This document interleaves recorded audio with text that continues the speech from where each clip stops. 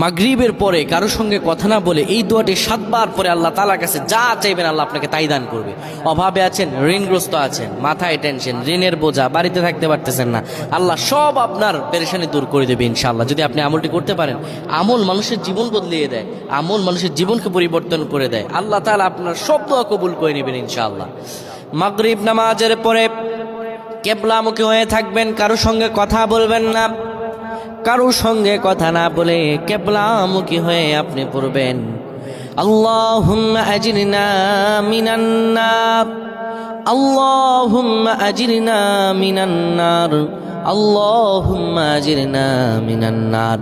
যদি এটি আপনি মাগরিব নামাজের পরে কারোর সঙ্গে কথা না বলে পড়ে 7 বার পরে দুটি হাত তুলে আল্লাহর কাছে দোয়া করেন, আল্লাহ জাহান্নামের আগুন থেকেও বাঁচাবেন এবং আল্লাহ আপনার সব দোয়াগুলো কবুল আর মঞ্জুর করে নেবেন।